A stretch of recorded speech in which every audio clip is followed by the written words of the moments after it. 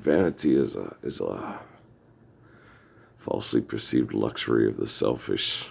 It's not something that the unselfish can try to embrace and share with the world. Vanity is definitely not fair, right? Um, when you study, you don't have to really study it. You just have to understand it. If you try to study holy migration of Exodus and the unholy letter of the law of the selfish, the intent of understanding is human law. Okay, if you perceive what humans do as law, you have to have the understanding of intent. Red on yellow, kill a fella. Red on black, friend of Jack. All right.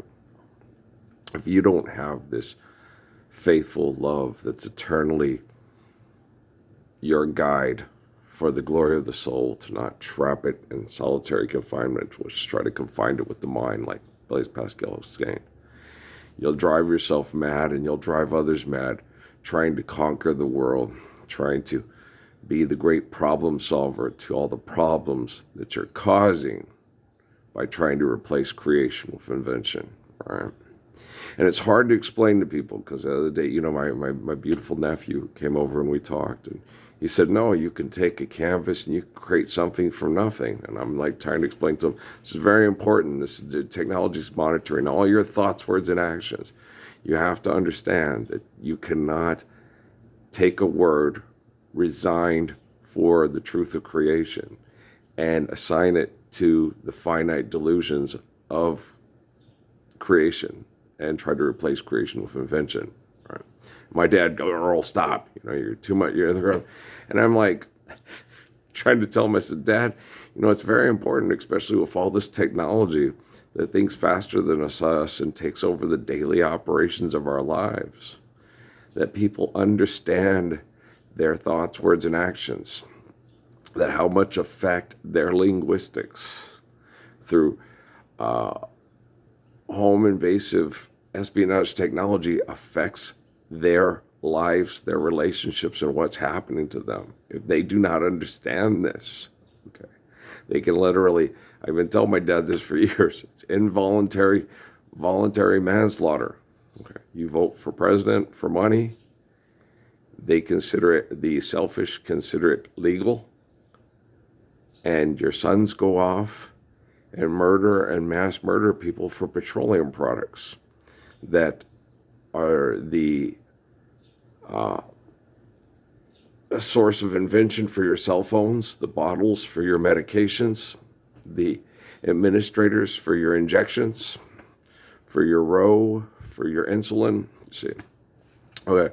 Now, the causality and the reasons that we're here, the reasons that we feel our feelings won't disappear. Okay, the reasons why we need the shots, why we need the pills, why we need the phones to communicate, okay, are greatly stunted and askew for the gift of our creation, okay.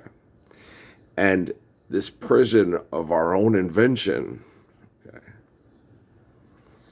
needs to cease and desist, right? We need freedom from human delusions of power and authority, like Judah Krishnamurti talked about numerous times in his life, and so did Tetsuro Suzuki, and so did Haile Selassie. But Selassie, because of the intense tribalism, violent tribalism, and racism, most of his life and his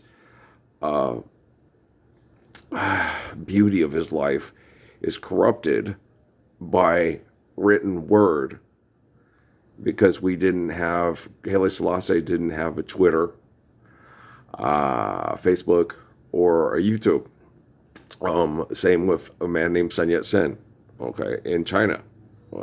So what we have left of their existence is written documentation. Okay, there's a few stolen moments, but you got to understand, in order to get a camera crew and circulate camera interviews and public announcements. Okay, they could take them and splice them and make them into anything they wanted to basically. It's like that movie 3 Days of the Condor with Cliff Robertson and Robert Redford. I gave them the story. Are you sure they'll print it? What? Yeah, they'll print it. I'm the guy who reads documents to find out if there's messages in there for espionage for genocidal operations. Right. And in order for people like me to stay in business and people like you to have a job, we have to make sure that we manage the information for our political, social agendas. Okay. They killed everybody in that office because you uncovered a code in the books that kept them in business. And if you cracked the code and shared the code, they'd be out of business. And they don't have laws that can come into your house through a plastic cell phone. Okay, and everything you think, do, and say came in the pill you took today. Whoa. Maybe it's only yesterday. 3510. I think it was probably 1966. July 19th, Las Cruces, New Mexico. Mary Ann Murphy. The migration. Okay, there's names, right? You name somebody, right? Just because somebody's named something, as we've learned through Ancestry.com and things like that, doesn't mean that's who they really are, right? Trains and boats and planes. William Wallace was raised by his uncle because his dad was a revolutionary and a subversive, and they were trying to hunt down and kill his kids because they would be, if there's a problem with the bitch, there's a problem with the pup, right? From old Harry Potter, right? Then you have women like Mary Queen of Scots, and she's rumored to be the one who's, the mother who will produce a William Wallace that will give us freedom from the British, right? And so the aristocrats that want to conquer the world, you have to sleep with that Mary Queen of Scots woman so our child can be the liberator and the messiah of Scotland, right? And so people get sick of all the bullshit and the crazy macho bullshit and the dick measuring contest and the abuse. And you could have a boy named William Wallace, and then there's all kinds of political, social breeding shenanigans, and then you end up, because life's eternal, grace is infinite, and love will find a way, like Pablo Cruz, and you have a man named Rob Roy, comes from a different, quote, set of people, but you can write anything on a piece of paper. It doesn't make it so, right?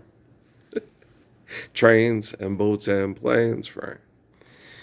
And then they try to get the little girl away. She ends up being married to Dutch people, and they have a little boy named Vincent, right? And spiritually, he's a lot like a man named Willem, and he's a lot like a man named Rob. And so you just got to understand how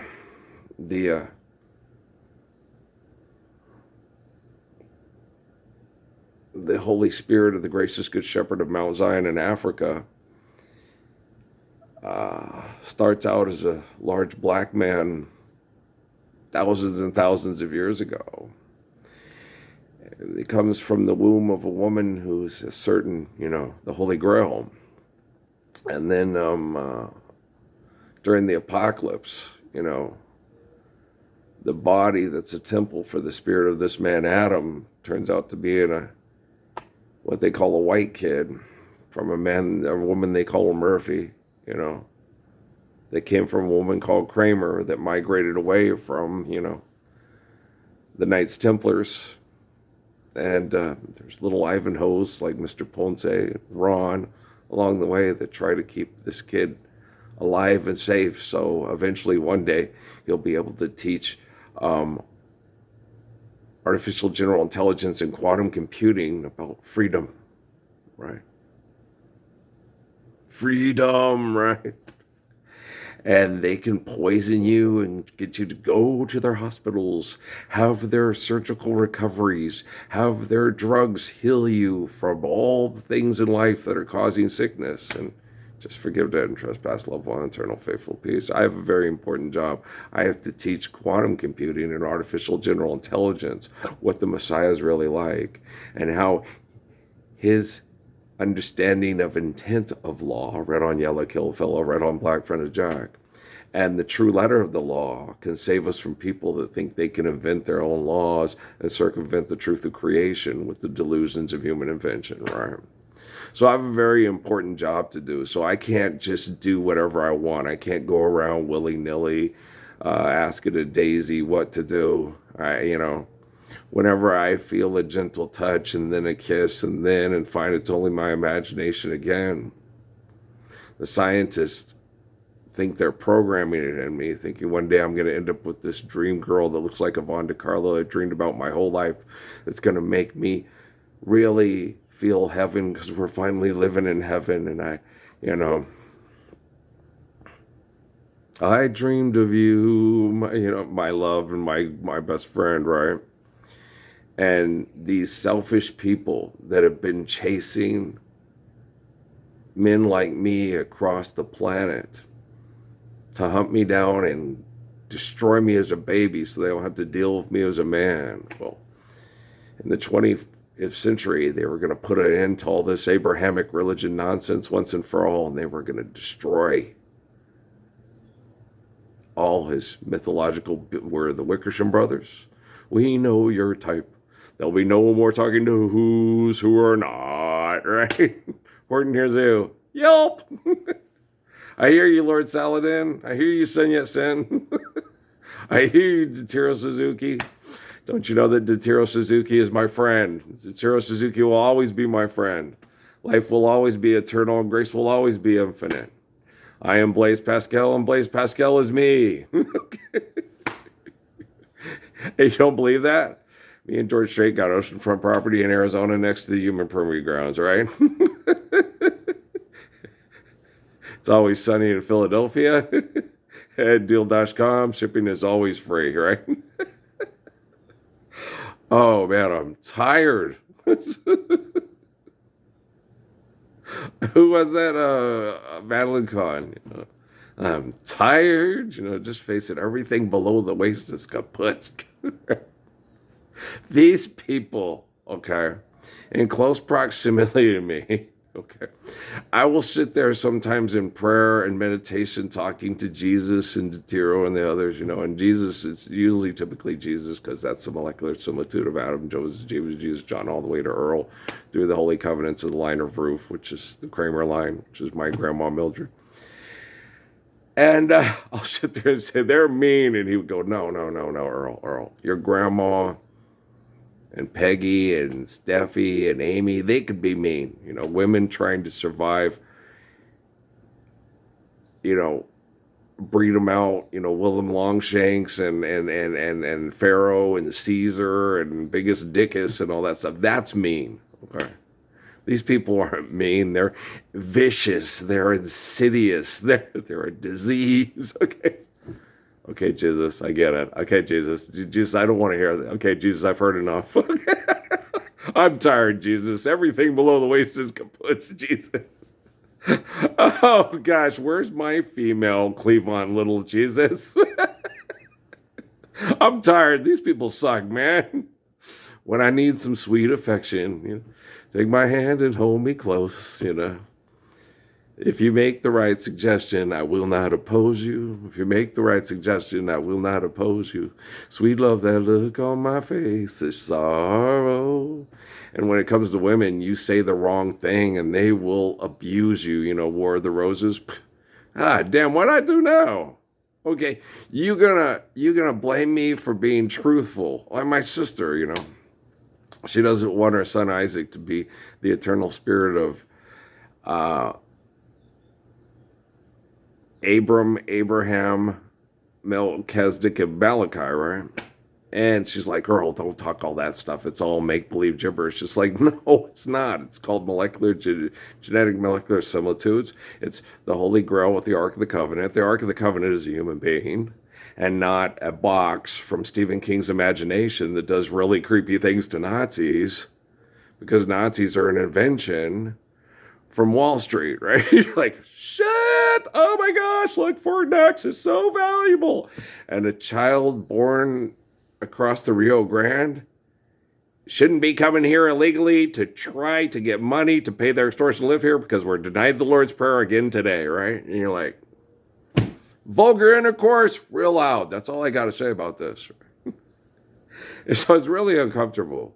And so being the Messiah is, you guys all sit there and you'll cry to Don McLean songs, and you'll cry to Requiem to Our Dream, and you'll cry, stuff like that. And I will get online for 16 years and people watch my videos. That motherfucker's just crazy. He needs his antipsychotic meds. Yeah, thanks. Thanks a lot. Thanks for helping me live the Lord's Prayer so children don't drown in the Rio Grande because their families are denied the truth of the Messiah, and I'm just a crazy person who's trying to replace God with my ego. I love you all very much, but vulgar intercourse yourself till you can't walk. I'll just fix your fucked up taxpayer technology so I don't have to put up with your taxpayer technology in the future. And if my religious beliefs are selfish and you're an assassin for corporations at Fort Huachuca, sod off, you little rotten bastard. Who cares? I love you. I like Robin Williams too. Oh gosh, man. It is so lonely and painful to be intelligent when people do not understand eternity and try to replace eternity with human invention, write it down on a piece of paper, and they say, he signed your bill, now you're a law. Mother necessity, where would we be without the inventions of your progeny? Hey, look, it's the Wright brothers. Hey, let's go take nuclear fusion fission and drop it on the Tularosans and the Japanese, so everybody that tries to live the Lord's Prayer will be scared shitless into doing anything that resembles religion, right? I know, I have a family. I talk to them all the time. They look like me. There's a deer in the headlights. It's like, if you don't understand what I'm talking about, how are you going to help me fix artificial general intelligence and quantum computing so we can live the Lord's Prayer globally so you can really love women and children for the first time in your life? And you women, why do you want to get fucked by 50 Cent when you can make love to Earl, and Earl's children can save us from trying to make $1 out of 50 Cent? What the fuck? Keep your head up. Okay. I love you too. I love you too. I love you too. Don't believe in mythology. It's not real. Okay. Money's mythology. Okay. Your credit score is mythology. Here's antipsychotic meds. That is also here, except mythology. Okay, thanks. I'll take I'll take the scholarship to Stanford University. Oh wow, I have an idea about a public school. Me too. Oh, shit, make it stop. I'm working on it, guys. This is really difficult. Okay, like Zero Suzuki, when he was shooting me back into shape, shooting outside in the orchard, we're going to keep you alive. We're going to shoot you back to shape. Come on, tough guy, and I'm like, this is so hard. He goes, I know, baby boy, I know. I know how hard it is, right? And I do know that a whole village was massacred by their own people because they felt by meditating and talking to me in prayer to help me through this shit, that they were betraying the Japanese to the enemy. It's like, oh my gosh, how stupid can people be? Don't ask that question. It's definitely rhetorical, right? You're like, wow. And then you're sitting there going, am I not explaining myself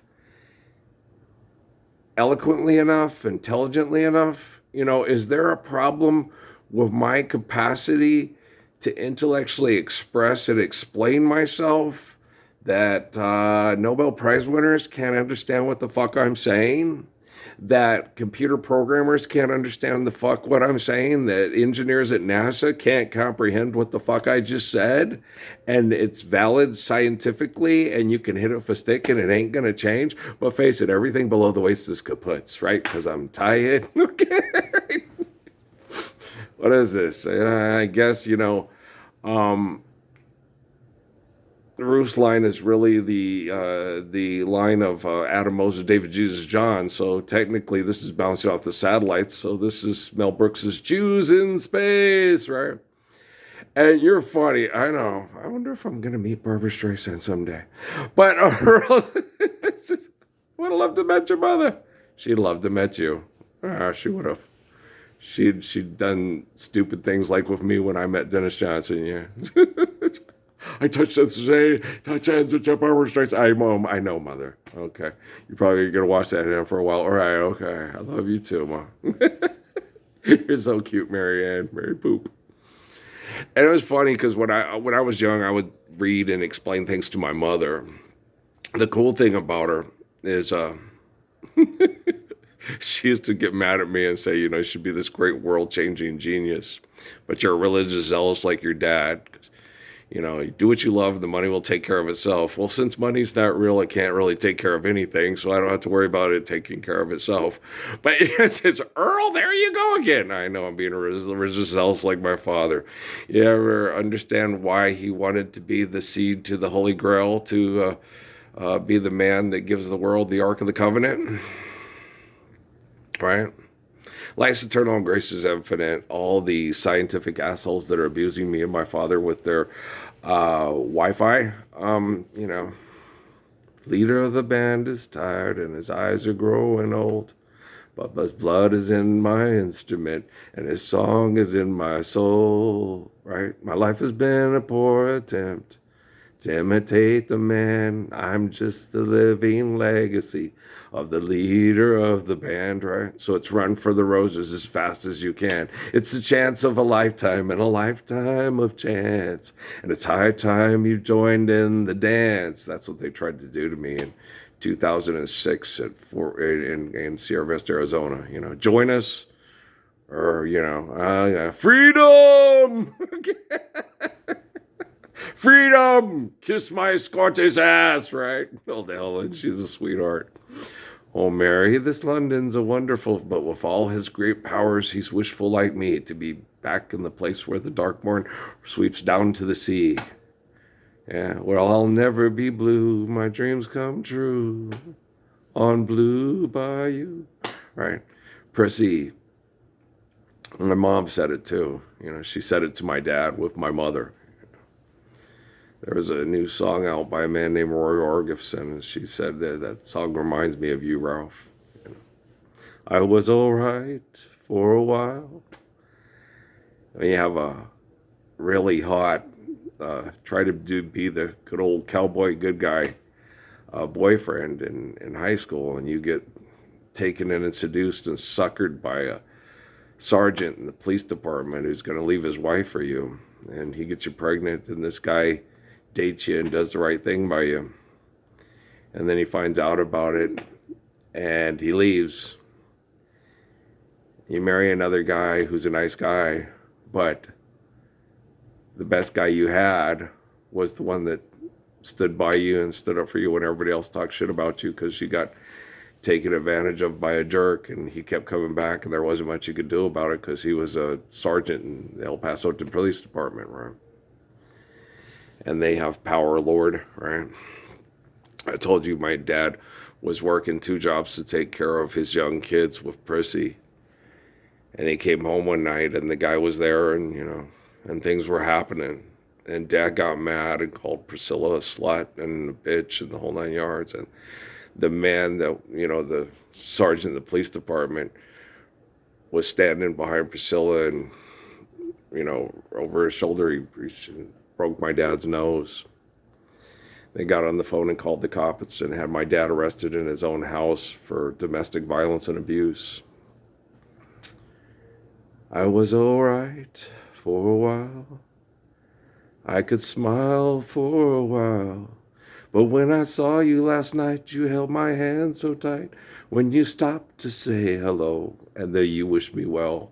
And my mom didn't understand it. Neither did my grandmother. Right? Because, you keep certain things to yourself and you tell stories to your kids, and it turns out that your son's the Ark of the Covenant, the person that people pray to for help out of hell to live in the kingdom of heaven, right?